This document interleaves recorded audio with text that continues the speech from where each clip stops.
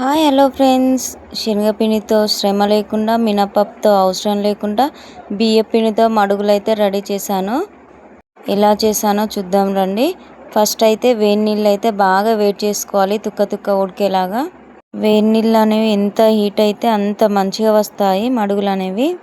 First ఒక mixie jar తీసుకుని అందులోకి ఒక 3 వెల్లిపాయలు ఒలిచి వేసుకుని అందులోకి 3 స్పూన్ల జీలకర్ర కూడా వేసుకోండి. బియ్యపిండి కలుపుకోనీకి ఒక చిన్న బేషన్ తీసుకొని నేను చూపిస్తున్న గిన్నెతో అయితే 3 గిన్నెల బియ్యపిండి అయితే తీసుకున్నాను. కావాలంటే మీరు అందాదా కూడా వేసుకోవచ్చు, నాకు తెలియదు కాబట్టి నేనైతే కొలతతో తీసుకున్నాను.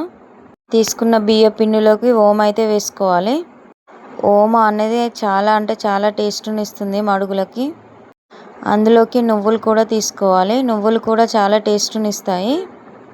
ఒక 2 స్పూన్ల కారం కూడా వేసుకున్నాను. కారం అనేది 2 స్పూన్లు సరిపోతుంది, కావాలంటే మీరు తక్కువ కూడా తీసుకోవచ్చు. 2 స్పూన్లు అయితే ఉప్పు కూడా తీసుకున్నాను నేను టేస్ట్కి తగ్గట్టు. అందులోకి మనం మిక్సీ చేసుకున్న జీలకర్ర వెల్లిపాయల ముద్ద వేసుకోవాలి. వెల్లిపాయ ముద్ద జీలకర్రతోని బాగా టేస్ట్ వస్తుంది మడుగులు అనేవి. నేను ఇక్కడ 3 కప్పుల బియ్యపిండిని అయితే తీసుకున్నాను కదా, కొలత ప్రకారం అయితే 2 కప్పుల వేడి నీళ్ళు అయితే తీసుకోండి. క్వాంటిటీ చాలా బాగా సరిపోతుంది. నీళ్ళు వేడిగా ఉంటాయి కాబట్టి ఒకసారి గరిటెతో మొత్తం కలిసేలా కలుపుకోండి.